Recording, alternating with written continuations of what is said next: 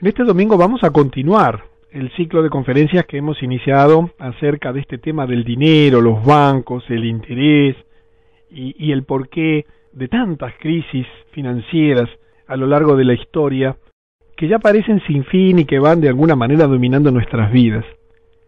Y vamos a reflexionar sobre esta afirmación de la Enciclopedia Británica en la 14ª edición. Dice que los bancos crean crédito. Es un error creer que el crédito de los bancos es generado en parte por los depósitos dentro de los bancos, del dinero que tienen. Un préstamo hecho por un banco es una adición clara a la cantidad de dinero en la comunidad. No sé si has reflexionado alguna vez sobre esto.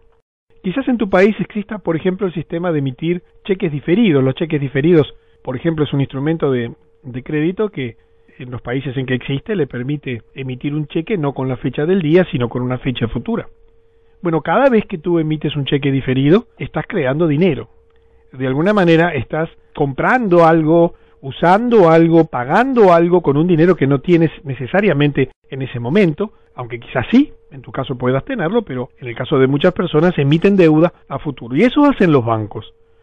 Y esto es muy interesante porque en la creación del crédito y en este proceso que iniciamos la semana anterior, explicando cómo funciona el sistema, está la raíz de todos los problemas que estamos experimentando y que venimos experimentando ya desde hace algunos siglos a partir de la creación del dinero y particularmente de la aparición de los bancos. Y vamos a ver en la semana que viene que todo ese gran proyecto de dominación mundial se perfecciona en 1913 cuando se crea la Reserva Federal en los Estados Unidos como el banco privado, por supuesto, más importante del mundo, donde allí sí está la verdadera riqueza de esas pocas familias de la humanidad, unas 400, que dominan absolutamente todo lo que está ocurriendo en tu vida, como en la mía, en tu país y en todos los países del mundo. Tenemos varios objetivos, vamos a repasarlos rápidamente. Primero, hablamos la semana pasada acerca de que conozcas ciertos conceptos básicos sobre el dinero, cómo nació, qué es el interés, que sepas, bueno, cómo son y operan verdaderamente los bancos. Hoy vamos a hablar acerca de esto, ya anticipamos la semana pasada cuál era el gran negocio de los bancos, pero vamos a hablar de que los bancos prestan 9 veces lo que reciben. Tenemos también como objetivos centrales del ciclo que entiendas por qué nunca se podrán pagar todas las deudas. Es absolutamente imposible que una sociedad, el conjunto de las familias, un gobierno, un municipio pueda pagar la totalidad de sus deudas. Que comprendas que el dinero es un instrumento de dominación y este es uno de mis objetivos principales que están vinculados al gran objetivo que tengo. Tú tienes que entender que el dinero es un instrumento de dominación. No fue creado, mejor dicho, fue creado con un uso, después lo vamos a recordar según hablamos la semana anterior, pero hoy tiene un uso absolutamente perverso. Es el gran instrumento de dominación mundial, muy superior a las bombas nucleares, muy superior a las amenazas militares. Es el gran instrumento que tiene un conjunto de familias y de personas que se consideran a sí mismos, lo vamos a ver la semana siguiente, como parte de un grupo superior, de una clase dominante que tiene el derecho a establecer inclusive quiénes pueden vivir en este planeta. Y es el sistema o el mecanismo que permite el verdadero control sobre los gobiernos y las organizaciones, las empresas y demás. Pero todo esto tiene como finalidad que a partir de esta información tú tengas conciencia para que tomes decisiones más adecuadas. ¿Qué hacer de aquí en adelante? ¿Qué hacer y cómo prepararse para el momento en que no exista más el dinero? La próxima gran movida es eliminar el dinero físico. En poquitos años ya lo vas a ver. Y bueno, ¿y qué acciones posibles tenemos para enfrentar esta situación? Cosa que intentaremos ver la semana próxima. Y repasando rápidamente lo que vimos en sus conceptos principales, en un momento no había dinero, y antes del dinero, recuerdas que hablamos que existía el mercado como un lugar físico donde en base al trueque las personas intercambiaban sus excedentes de producción en ese lugar a través de justamente asignarle un valor personal basado en las costumbres, en las ideas que cada uno tenía. Las cosas empezaron a complicar porque en la medida que fueron avanzando la población en cantidad y la tecnología permitió mayor producción de bienes y entonces fue necesario solucionar un problema central: cuánto valían las cosas, asignar precios relativos para permitir un intercambio más fluido, y allí surge el concepto del dinero. El dinero como instrumento útil inicialmente, como un instrumento extraordinario acuñado inicialmente bajo la forma de monedas, que permitía darle valor relativo a las cosas, que tú pudieras saber cuánto valía tu vaca en relación a otro tipo de productos, o cuánto valía tus productos agrícolas en base a ciertas valoraciones que había allí en el mercado. Esa instrumentación fue inicialmente con monedas de oro, y naturalmente, ¿quiénes manejaban el oro? Y los orfebres eran los que tenían la capacidad de hacer acuñaciones de esa moneda, y allí nace el dinero. Inicialmente como un instrumento de fijación de precios, de asignar un valor relativo para intercambio de productos, pero la perversidad del sistema hizo que quienes comenzaran a descubrir en él una potencialidad absolutamente extraordinaria. Utilizarlo como un producto, como un elemento de dominación y de crecimiento de una clase dirigente oculta, absolutamente oculta. Hoy vamos a ver mucho de eso. Y así nace el dinero. En el cuento que estamos haciendo de cómo nació el dinero, a través de un personaje, un orfebre, que le hemos puesto como nombre Fabián, él fue capaz de proponer un sistema que consistía en acuñar 100 monedas, distribuirlas entre los integrantes de su comunidad en base a la capacidad de repago, de devolución que tenía. Se estableció un plazo de 1 año, al cabo del cual el servicio de pago de esas monedas, de acuñación de las monedas, de administración de todo ese dinero para la sociedad, se iba a transformar en el pago de un plus. Eran 5 monedas, un 5%, concepto al cual este hombre le denominó interés. Y así nace el interés. Y en ese momento se crea un problema, porque bueno, había que definir cómo repartirlas, entonces se decidió en base a la capacidad de repago de cada uno, estableciéndose que al fin del del periodo inicial de 1 año, las personas debían devolver 100 monedas más 5 en el conjunto de la sociedad, cada uno en proporción a lo recibido. Pero claro, nadie advirtió salvo el orfebre, y allí estaba la trampa, el fraude de su negocio, el instrumento de dominación, que él solo había emitido 100 monedas. Las 5 monedas que se debían pagar de intereses no existían, simplemente no existían. Y en ese juego surgen entonces al fin de ese primer año ya los primeros problemas. Muchos no podían ya pagar sus obligaciones y entonces tuvieron que endeudarse, allí aparecieron los vales, las hipotecas. Claro, algunos tenían más de la cantidad que necesitaban, porque fruto de sus negocios y de sus habilidades lo habrían logrado, pero otros se habían empobrecido porque, bueno, yo ponía el ejemplo, el caso de una familia que se hubiera fallecido, por ejemplo, el principal sostenedor de la familia, entonces esa familia naturalmente no hubiera podido recolectar la cantidad de monedas necesarias, pero en el conjunto era imposible pagar las 5 monedas. Y allí comenzó un sistema por el cual se comenzó a agravar el circuito por medio de instrumentos muy sofisticados. Por ejemplo, a este orfebre se le ocurrió la posibilidad de que la gente depositara en él las monedas para no andar con el riesgo de tenerlas físicamente expuestos al robo o a la pérdida. Y entonces allí surge la idea de hacer una caja fuerte en su casa, y mucha gente le empezó a llevar monedas y él extendía certificados de depósito de esas monedas, recibos, que a su vez se comenzaron a utilizar como un medio de pago, porque comenzaron a servir para que algunas personas pudieran pagar compras de nuevos productos o inversiones, debido a que estaban respaldados por el oro que había en la caja de este primer gran banquero, al cual hemos denominado Fabián. Y simultáneamente con los servicios bancarios, nace el gran negocio de los bancos, basado en una idea que estaba en la base del sistema y que era justamente la gran trampa, como yo te decía, la gran jugada de todo esto, y estaba basada en este concepto. Es verdad, el oro que tengo allí en garantía, porque él lo había acuñado y lo había entregado, pero lo estaba recibiendo de vuelta, bajo la forma de pagos y otras, y depósitos de ese dinero, no es mío, pero está en mi posesión, que en definitiva es todo lo que importa. Y de allí a extender el concepto de comenzar a prestar dinero basado en el oro, inicialmente con mucha cautela, comenzó a entregar monedas que no eran de él, eran de otros, porque él advirtió que no todo el mundo reclamaba las monedas, sino que tan solo un 10% de las personas preguntaba, retiraba para tener esas monedas en efectivo. Y allí entonces comienza un sistema de prestar lo que no era de él.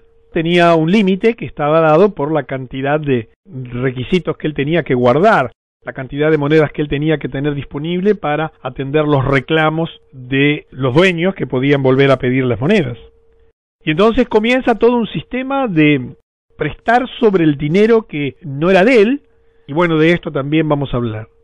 La fama de este hombre y su riqueza comenzó a extenderse, otros orfebres comenzaron a interesarse en el tema, y él ayudó a esos orfebres a manejar sus propios negocios en sus ciudades, en sus lugares, a cambio de constituir una sociedad secreta, de no informar, y nace entonces la sociedad de los bancos. Era obvio que si su plan fuera expuesto, el esquema fallaría. Así que acordaron formar su propia alianza secreta. Yo no sé si ya te has dado cuenta, si tú estuviste el domingo pasado o si tuviste la oportunidad de escuchar la conferencia, porque en la escuela y en el liceo de tu país y del mío y de todos los países del mundo no enseñan acerca del dinero. ¿Para qué te van a instruir acerca del dinero en estos términos? Porque de ese modo tú podrías entender cuál es la naturaleza verdadera de toda esta situación. En este repaso breve que hemos hecho no debemos o no podemos extendernos más por el tiempo que disponemos hoy, y vamos entonces a continuar la historia. Estábamos en un momento en que, bueno, Fabián había comenzado a operar de ese modo, y cada uno de los orfebres, enseñados por él, habían comenzado a extender ese sistema de prestar lo que no era de ellos. Y entonces nacen los cheques. Llegó a ser muy popular el sistema, y las notas con la instrucción de transferencia se les llamó cheques.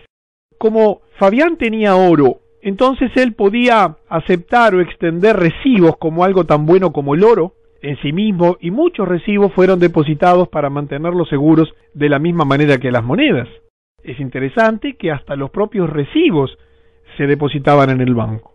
Cuando un comerciante deseaba pagar a otro comerciante mercaderías, fíjate qué interesante, ni siquiera necesitaba tener el cheque, esa nota, aunque podía tenerlo consigo, porque él simplemente escribía una nota dirigida, una carta allí, dirigida a Fabián, en la que le mandaba transferir el dinero de su cuenta al del segundo comerciante. Y Fabián, a él le tomaba solamente algunos minutos ajustar los números en el libro, y entonces comienza un instrumento de pago absolutamente extraordinario, donde, claro, el único que sabía que todas esas notas, o muchas de ellas, no tenían respaldo en las monedas, era él. Y de allí, a transformar esa riqueza en billetes, bueno, hubo un paso, que yo te lo voy a contar, bajo la forma de esta historia que estamos llevando adelante en estas conferencias. Los billetes. Tarde, una noche, los orfebres tuvieron otra reunión secreta, y Fabián les reveló un nuevo plan. Convocaron el día siguiente una reunión con todos los gobernadores, y la reunión tenía un propósito. Les dijo Fabián a los gobernadores que los recibos que nosotros emitimos han llegado a ser muy populares. Sin duda la mayoría de ustedes, los gobernadores, los están utilizando y los encuentran muy convenientes. Te recuerdo que hasta ese entonces el gobierno era representado por algunas de las personas del propio pueblo, eran además elegidos con una finalidad muy especial, ajustar que no hubieran abuso de derechos entre las personas. Por supuesto que no había servicios públicos como hoy los consideramos, no tenían deudas, no tenían grandes edificios en ese momento porque su función era muy limitada.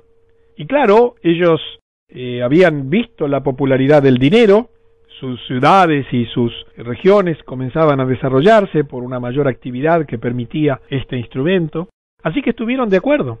Estaban de acuerdo, pero no entendían muy bien cuál era el problema que le estaba planteando Fabián. Entonces dijo, bueno, algunos recibos están siendo copiados por falsificadores. Esta práctica se debe parar. Y allí fue la excusa perfecta para el planteo siguiente que dio nacimiento a los billetes. Los gobernadores se alarmaron. ¿Qué podemos hacer?, preguntaron, para evitar la falsificación. Fabián contestó, mi sugerencia es, primero que todo, hagamos que sea el trabajo del gobierno el imprimir nuestras notas en un papel especial, con diseños muy intrincados, y entonces cada nota se firmará por el principal gobernador. Las notas las llamaremos billetes. Interesante proyecto, ¿verdad? Los orfebres estaremos felices de pagar los costos de la impresión. Fíjate qué linda propuesta. Ni siquiera los gobiernos tenían que pagar la imprenta. Pues nos ahorrará mucho tiempo, mucho del tiempo que pasamos escribiendo nuestros recibos. Y con algo tan sencillo podemos ejemplificar cómo los billetes comenzaron a circular. La idea, por supuesto, sonaba bien, y sin pensarlo mucho comenzó la impresión, allí en billetes flamantes, nuevos, con dibujos muy atractivos. Cada billete tenía un valor impreso de 1, 2, de 5, de 10, etcétera. Y bueno, los orfebres se encargaban naturalmente de los pagos. Fíjate que habían detalles interesantes. Los billetes eran mucho más fáciles de transportar, y rápidamente fueron aceptados por la gente. A pesar de la popularidad, se comenzó a notar que eran usados solamente para el 10% de las transacciones. Los registros mostraban que el sistema de cheque, de esas notas, era usado por el 90% de todos los negocios. Claro, razones de seguridad, posibilidades de extravío, hacían que se comenzara a utilizar como modo de pago, de trabajo, la instrumentación de valores que no eran los billetes. Así que dijo Fabián y completó el proyecto, aclarando que, en segundo lugar, hay algunas personas que han hecho excavaciones y están haciendo sus propias monedas de oro. Había que cerrar el círculo, primero estableciendo billetes que sustituyeran las notas con aprobación y marca del gobierno. Sugiero que emitan una ley para que cualquier persona que encuentre pepitas de oro deba entregarlas. Por supuesto, será pagado con billetes y monedas. Y de ese modo comenzaron a apretar el círculo para hacer de su actividad oculta, porque ya ni siquiera emitían, sino que el gobierno lo hacía, pasando la responsabilidad de la emisión del gobierno, del dinero en apariencia al gobierno, pero ellos mantenían la imprenta. Y recuerda este detalle, porque cuando lleguemos las semanas que viene a la Reserva Federal, este es un detalle central. Como yo te decía, los billetes eran mucho más fáciles de transportar, rápidamente fueron aceptados por la gente y se notó que a pesar de la popularidad, en realidad para las transacciones, del total de transacciones solo el 10% se hacía con billetes, porque el resto en realidad se utilizaban esas notas, los cheques y los instrumentos de pago que se iban creando. Y así la economía crece. Imagínate, como te decíamos en la semana anterior, el dinero era maravilloso, generador de riqueza, generador de posibilidades para la gente. Algunos comenzaron a tener excedentes de dinero o habían comenzado a ahorrar porque eran más hábiles que otros en el desarrollo de negocios o porque, decidían vender o por lo que fuera. Y comenzó una nueva etapa del plan, el comenzar a captar los depósitos de los ahorristas. Mira que aquí la perfección del sistema instrumentado fue llevándose con el tiempo. Esto llevó décadas, llevó siglos. Imagínate que es un proceso progresivo en el tiempo. Es necesario que cada etapa del plan sea instrumentada como consecuencia de una necesidad de la sociedad. Debe urdirse muy bien para que los ciudadanos no sospechasen. Era necesario manejar con mucha habilidad las sociedades secretas, mantenerse en las sombras, hacer aparecer como responsables de lo que ocurría, porque siempre estaban los gobernantes en el medio de las decisiones. Por lo tanto, esto fue un proceso que ha ido llevando siglos, y ya estamos en el final, ahora en este siglo XXI, en este proceso de dominación mundial, y vas a ver instrumentarse en los próximos 4 años cosas absolutamente asombrosas que ni siquiera puedes imaginar. Y aparece entonces esta clase, la de los ahorristas. Hasta ahora la gente le estaba pagando a Fabián por guardar su dinero, y para traer más dinero a la caja fuerte, Fabián se ofreció a pagar a los depositantes un 3% de interés sobre los depósitos. Imagínate la revolución en una sociedad donde nadie cobraba por tener dinero. Hasta ese momento, la gente en sus estructuras mentales, afectivas, en su cultura, ellos cobraban por producir lechugas, por producir una vaca, por dar un servicio real, pero no se asociaba. Nadie podía imaginar que también el valor que representaban esos bienes y esos servicios pudiese generar a su vez interés. Imagínate el atractivo que representó esta oferta fantástica de ser más ricos aún sin necesidad de trabajar, porque el dinero estaba allí disponible, ni siquiera lo necesitaban, podían trabajarlos con los cheques, así que comenzó a recibir Fabián mucho dinero, pagando un 3% de interés. La mayoría de la gente creía que él estaba prestando ese dinero a los deudores al 5% y su ganancia era el 2% de diferencia. Quizás es lo que tú creas cuando miras un banco allí en tu país y entras al banco. Generalmente en todos los países hay allí una cartelera, un tablón de anuncios donde se anuncian las tasas que el banco paga. Aquí en Uruguay es por ley, los bancos los deben informar a todos los visitantes y deben publicarlo inclusive.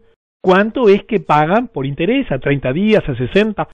Todo se fue sofisticando, en aquel momento inicial era 1 año. Y también los bancos deben publicar cuánto cobran, las tasas promedios. Y quizás tú creas que el banco cobra una diferencia y ese es su negocio, y que esa diferencia en el caso de Fabián, como creían también sus conciudadanos, era un 2%. Además, la gente no le preguntó mucho, ya que obtener el 3% era mucho mejor que estar pagando para depositar el dinero en lugar seguro. Pero detrás de esto había mucho más. Obviamente que Fabián, con su avaricia ya desarrollada a lo largo de los años y de las décadas y de los siglos, no iba a limitarse a esto. Porque el banco en realidad presta 9 veces lo que recibe. Sí, 9 veces. Fíjate que la cantidad de ahorros creció, y con el dinero adicional en las bóvedas, Fabián podía prestar 200, 300, 400, hasta 900 por cada 100 en billetes y monedas que mantenían en depósito. Pero él debía ser cuidadoso. Recuerda que él no debía exceder ese factor de 9 a 1, ya que una persona de cada 10 le requería retirar el depósito para usar su dinero. Si no había suficiente dinero disponible cuando alguien se lo requería, la gente hubiera comenzado a sospechar, ya que las libretas de depósito mostraban exactamente cuánto había depositado. Qué interesante esto, ¿verdad? Porque todo el sistema comienza a basarse, y ya te vas dando cuenta, en un concepto de confianza, credibilidad.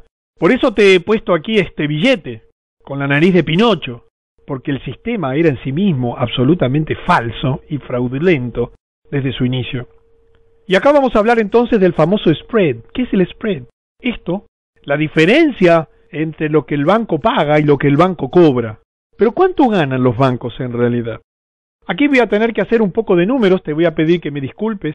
He tratado de reducir al mínimo los conceptos, se requieren números. Más allá de esto, sobre los 900 que él había prestado y estaba prestando, guardaba 100, ¿recuerdas? En asientos contables, escribiendo cheques él mismo, él podía demandar hasta 45 pesos de interés. O sea, él recibía 100 y prestaba 900. Los 900 le daban un 5%, o sea, 45 de ganancia. Cuando el préstamo más los intereses eran devueltos, 945, los 900 se cancelaban en la columna de débitos y Fabián se guardaba para él los 45 de interés. Por lo tanto, él estaba más que contento de pagar $3 o 3 pesos, o llámalo como quieras, de interés sobre los 100 depositados originalmente, los cuales nunca habían salido de la bóveda. Te repito, él pagaba el 3% de 100, pero cobraba el 5%, no de 100, eso era lo que la gente creía. Él cobraba el 5% de 900. Esto significaba que por cada 100 que mantenía en depósito, era posible obtener un 42% de ganancia, mientras la mayoría de la gente pensaba que él solo ganaba el 2%. Los otros orfebres estaban haciendo la misma cosa, creaban dinero de la nada, solo con su firma en un cheque, y encima le cargaban el interés. Imagínate el mundo de oportunidades que comienza a crearse para esta gente y la riqueza acumulada. Es cierto, ellos no estaban haciendo billetes. Recuerda que el gobierno imprimía los billetes y se los entregaba a los orfebres para distribuir. En ese momento, todavía en ese momento de la historia, y aquí quizás debo hacer una precisión, en ese momento, la impresión del billete lo hacía el gobierno. Ellos pagaban los gastos de emisión y así adquirían el derecho de su distribución, porque respaldaban las monedas. Se los entregaba a los orfebres para distribuir. El único gasto de Fabián era el pequeño costo de impresión. Sin embargo, ellos estaban creando dinero sobre el crédito, que salía de la nada y le cargaban intereses encima. ¿Entiendes que se creaba, como se sigue creando hoy, dinero, no riqueza, dinero, de la nada? Basta imprimirlo para ya crearlo. Y luego, mediante este sistema perverso de prestar 9 meses lo que se recibe, y aquí aparecen los encajes de los bancos, la legislación se fue sofisticando. La mayoría de la gente creía que la provisión de dinero era una operación del gobierno. También creían que Fabián estaba prestando el dinero que alguien más le había depositado. Nadie soñaba que Fabián estaba prestando lo que no tenía.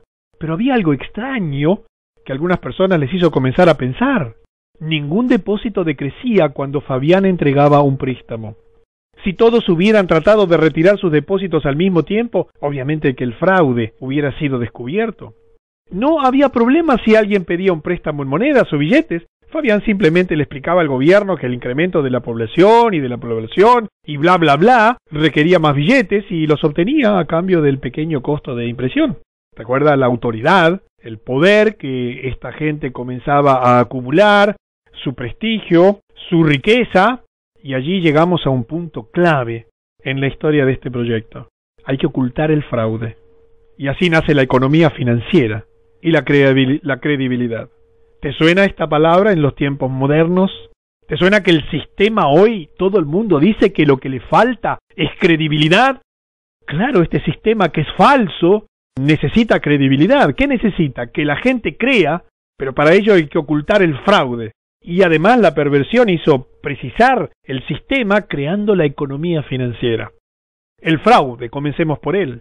Un día un hombre que solía pensar mucho fue a ver a Fabián. Esta carga del interés está mal, le dijo. No puede ser, porque por cada 100 que usted presta está pidiendo 105 en devolución. Pero los 5 extras no pueden ser pagados. Nunca, ya que no existen. Imagínate si en aquel momento alguien se daba cuenta. Imagínate hoy con la internet de por medio, donde ya fraudes y lo oculto ha salido a luz. Por eso las sociedades secretas están saliendo a luz. Por eso la cultura global, la globalización es una amenaza, pero también es una oportunidad. Debes aprender a utilizarla. Y entonces, este hombre continuó y dijo, seguramente usted debería emitir 105. Esto es 100 para mí y 5 para que gaste usted. De esta manera habría 105 en circulación y la deuda puede ser pagada. ¿Entiendes la profundidad de este concepto? Quizás los números no sean tu fuerte, pero originalmente recuerda que se había emitido 100 y se cobraba 105. Eso condenaba a la sociedad en su conjunto que recibía los 100 a que nunca, bajo ninguna circunstancia, por definición, pudieran pagar algún día todas las deudas. La solución hubiera sido simple. Bastaba con que se hubieran emitido 105, que el interés fuera un valor real. Él decía, por ejemplo, muchos granjeros producen comida, muchos industriales producen bienes y así hacen todos los demás, pero usted solo produce dinero. Suponga que existimos solo 2 empresarios en todo el país y que nosotros empleamos al resto de la población, y aquí viene un cálculo matemático un poco complejo que prefiero dejártelo. Lo vas a encontrar en el ebook cuando lo recibas para que lo puedas razonar con detalle. Fabián escuchó en silencio. Tenía que haber una explicación, y aquí mira la brillantez de su planteo. Escuchó en silencio y finalmente con autoridad dijo: la economía financiera es un tema muy profundo, amigo. Toma años de estudio. Déjeme a mí preocuparme por estos asuntos y usted, preocúpese por los suyos. Y esta frase te va a sonar muy conocida. Seguramente tu ministro de Economía la debe decir muy frecuentemente. Usted debe volverse más eficiente. Incremente su producción. Baje sus gastos. Conviértase en un mejor empresario. Siempre estaré dispuesto a ayudarlo en esos asuntos. ¿Te suena familiar? Interesante, ¿verdad? Aquí aparece la economía financiera. Había que comenzar a redondear el fraude, mantenerlo oculto, hacer que fuera compartido por la sociedad de los orfebres, los verdaderos dueños, y hubo que redondearlo con un concepto que hoy está en el tapete: la credibilidad. El hombre se fue sin estar convencido. Este hombre es de aquellos que ha creado esta información que te estoy dando. Pertenece al mismo grupo de aquellos que han publicado libros que te van a asombrar y que encontrarás en la web y tendrás disponible el domingo próximo. Había algo mal con las operaciones de Fabián, y él sentía que su pregunta había sido contestada con evasividad. Pero claro, en aquel momento, imagínate, la posibilidad de comunicación, de información, era reducida. Sin embargo, la mayoría de la gente respetaba la palabra de Fabián. Él es experto. Los otros deben estar equivocados. Miren cómo se desarrolló el país, cómo se incrementó nuestra producción. Mejor dejemos que él maneje estos temas. Pasa lo mismo en tu sociedad. Aparecen los expertos en finanzas, aparece toda una categoría de personas que empieza a justificar lo injustificable. Y esto empieza a generar un problema central en la economía, que es la constante alza de precios. Y vamos a reflexionar algunos instantes en por qué en tu país, en el mío, en el mundo entero, desde hace siglos se ve un alza de precios que se va acumulando, que es inflacionaria, exponencial, que afecta a todos los gobiernos, a todos los países, en mayor o menor medida. Bueno, veamos por qué. Para pagar los intereses sobre los préstamos que habían pedido, los comerciantes tuvieron que elevar sus precios. Claro, si ese dinero no estaba en circulación, ¿de dónde lo iban a sacar? Los asalariados entonces se quejaron de que los sueldos eran muy bajos. Al subir los precios podían comprar menos bienes con su salario. Los empresarios se negaron a pagar mayores salarios, diciendo que quebrarían. Un razonamiento totalmente lógico. Los granjeros no podían obtener precios justos por su producción. Las amas de casa se quejaban de que los alimentos estaban muy caros. ¿Te suena familiar? Y claro, si es el mismo proyecto. Y entonces comienzan las protestas y nacen las huelgas. Algunas personas se declararon en huelga, algo de lo que nunca antes se había oído hablar. Otros habían sido golpeados por la pobreza y sus amigos y parientes no tenían dinero para ayudarlos. La sociedad comienza a sufrir los efectos de un proyecto que había comenzado hacía siglos y que tenía que ver con la perversidad de un sistema que endeudaba a todo el mundo porque el sistema en su conjunto era un instrumento de dominación. Y en ese discutir de la sociedad, y en ese comenzar a tratar de entender lo inentendible porque el fraude se ocultaba, la economía financiera era un instrumento de tecnología sofisticada, hacía aparecer los conceptos y conocimientos como lejanos al hombre común, donde la credibilidad comienza a instrumentarse en base a sistemas que después te voy a comentar. Entonces comienza este proceso. El hombre comienza a olvidarse de la verdadera riqueza. Y viva el dinero y los bancos. La mayoría había olvidado la riqueza real alrededor de ellos, las tierras fértiles, los grandes bosques, los minerales y el ganado, que eran lo que se transaban en el mercado y que dieron origen al dinero nada más que como un instrumento de medida. Pero solo podían pensar en el dinero. Las cosas habían cambiado, mientras que antes las personas dedicaban tiempo a mirar su producción y ver cómo la podían mejorar. Ahora el dinero ocupaba una gran parte de su vida. Había tiempo cada vez más escaso. Cada vez costaba más alcanzar esas 5 monedas que, por cierto, no existían. Parecía que siempre faltaba. Pero nunca cuestionaron el sistema bancario. Ellos creían que el gobierno lo manejaba. Ese era el secreto durante muchas décadas y durante muchos siglos. Nunca se les ocurrió pensar en el sistema bancario. El fraude funcionaba de manera extraordinaria. Algunos pocos habían juntado su dinero y formaron compañías de préstamos o compañías financieras. Habían ahorrado, tenían dinero, podían obtener 6% más. De esta manera era mejor que el 3% que pagaba Fabián. Pero solo podían prestar el dinero que poseían, porque no integraban la sociedad secreta. Ellos no podían pedirle al gobierno que les emitiese dinero, porque no eran parte de la sociedad de Fabián. No tenían el poder de crear el dinero de la nada, simplemente escribiendo asientos contables en un libro. Estas compañías financieras, claro, comenzaron a preocupar a Fabián y a sus amigos. Así que rápidamente formaron sus propias compañías. En la mayoría de los casos compraron a las otras compañías antes de que se pusieran en marcha. En poco tiempo, y todas las compañías financieras les pertenecían o estaban controlados por ellos. Era necesario controlar absolutamente el sistema. No sé si te suena familiar.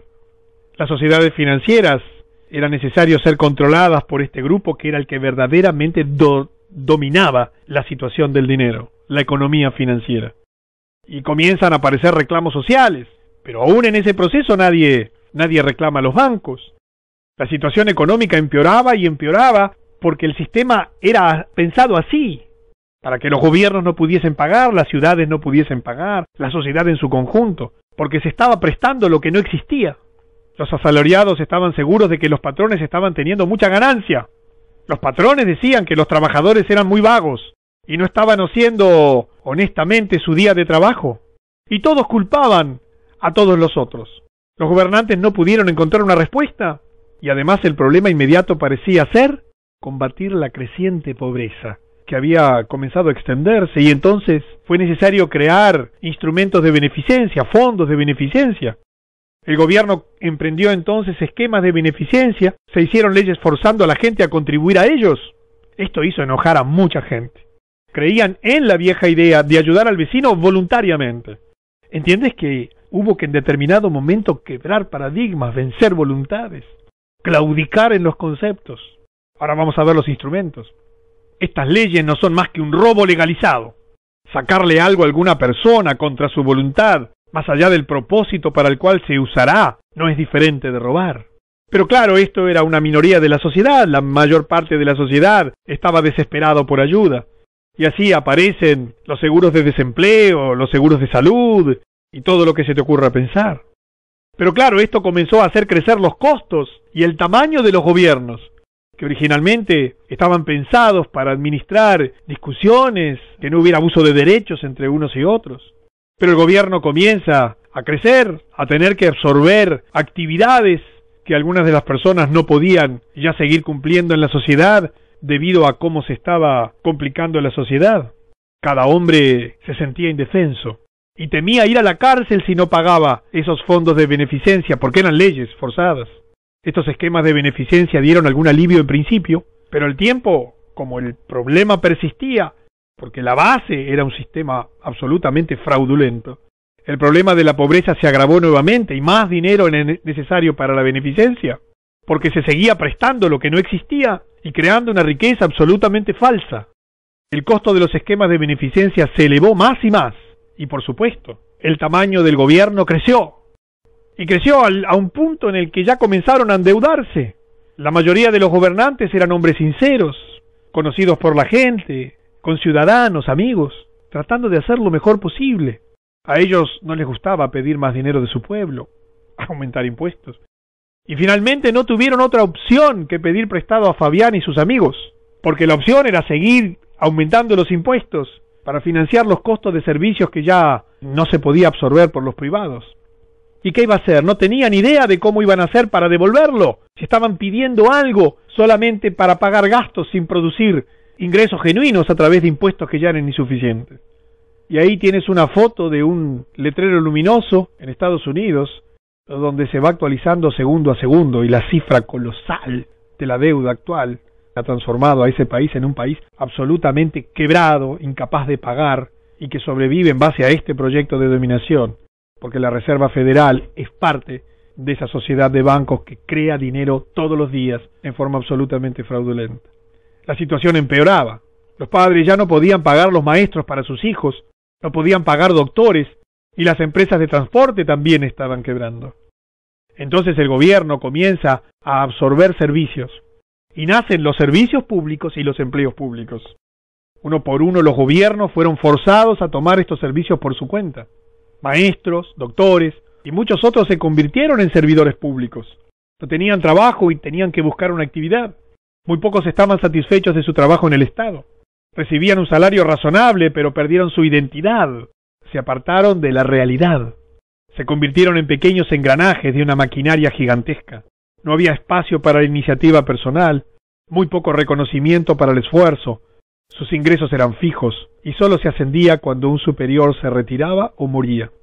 Y te he puesto aquí esta imagen de la escuela pública a propósito, porque esto rompe tus paradigmas, te golpea en tu cultura, choca en tu mente, rebota en tu corazón, porque amas la escuela pública. Pero no siempre la hubo, ¿entiendes? No surgió la escuela pública por un proyecto necesario para educar mejor. Y allí tenemos escuelas públicas en todos los países, muy desfinanciadas y de baja calidad, compitiendo con recursos escasos, con escuelas privadas a los que no accede la mayoría. Quiero que entiendas que esto ocurrió y ocurre y sigue ocurriendo como parte de un proyecto sistemático que a lo largo de los siglos se ha ido desenvolviendo. Desesperados, los gobernantes decidieron pedir el consejo de Fabián. Lo consideraban muy sabio y parecía saber cómo resolver asuntos de dinero. Claro que él lo sabía. Fabián los escuchó explicar todos sus problemas y finalmente respondió: mucha gente no puede resolver sus problemas por sí mismos. Ellos necesitan a alguien que lo haga por ellos. Seguramente ustedes estarán de acuerdo que la mayoría de la gente tiene el derecho a ser feliz y a ser provista con lo básico para vivir. Uno de nuestros grandes dichos es: todos los hombres son iguales, ¿no es cierto? Y me quiero, antes de despedir y de ir a los conceptos de la próxima conferencia, donde vamos a terminar con este desarrollo, hacerte esta reflexión. ¿Qué financian los bancos? Debía ser el dinero de la gente para atender las necesidades de la gente. Decía este señor Denison Miller, durante una entrevista en 1921, cuando le preguntaron a él si a través del Banco de la Commonwealth había financiado a Australia durante la Primera Guerra Mundial por 700 millones. Él contestó, ¿así fue? Y habría podido financiar al país por una suma similar y haber hecho que la guerra continúe. Preguntado si esa cantidad estaba disponible para los propósitos productivos en esta época de paz, él contestó, sí, claro. ¿Sabías esto? ¿Cómo es posible que personas que detentan tanta responsabilidad, que manejan los dineros del mundo, que tienen en sus manos el destino de tantos millones y millones de personas, hagan estas cosas con esta perversidad? Todos los institutos hoy que manejan alimentos, que manejan refugiados, que manejan personas en condiciones de hambruna, declaran que con pequeñísimos porcentajes de los que hoy se está destinando a financiar guerras o a financiar empresas quebradas o bancos para mantener y perfeccionar el sistema de dominación, solucionarían todos los problemas del hambre y la pobreza en el mundo. ¿Por qué no lo hacen? Es una pregunta que debes considerarte. La semana que viene vamos a empezar a hablar de los instrumentos finales de dominación. Y aparece la justicia tributaria, los impuestos a la renta. Son los controles de salarios, de precios y otros. Aparecen los partidos políticos porque, claro, había que seguir teniendo instrumentos para controlar a la gente. Los medios de distracción. Te hubiera puesto aquí los medios de difusión, que es la palabra que tú conoces, la CNN, la CBS, la no sé cuánto News y todos los primeros periódicos de tu ciudad y todos los canales de tu ciudad principales y de tu país. Pero el gran instrumento de dominio, lo que les permitió terminar de perfeccionar el sistema, es la Reserva Central de Dinero, la Federal Reserve, creada en 1913. Sobre esto vamos a hablar la semana próxima. Yo quiero recordarte que este ciclo no tiene como finalidad que te vayas preocupado, muy por el contrario, que te levantes entusiasmado, que tengas conciencia de lo que está pasando, que no permitas que te engañen, que tengas conciencia de lo que debes hacer, que sepas quiénes integran ese grupo, que sepas salir de tus deudas, que no te endeudes por ningún motivo. Y te lo dice alguien que ha perdido todo su dinero y que se han endeudado en años anteriores por ignorar estas cosas, pero que está transformando su vida por estos conocimientos. Debes difundir esta información, ayudando a más y más personas, para que esto no continúe oculto y muchas personas pueden liberarse. Doy gracias a Dios por tu presencia aquí, pido que te bendiga. Me siento muy responsable de esta información. Es muy conocida por mucha gente, pero es absolutamente desconocida por la gran mayoría de la sociedad.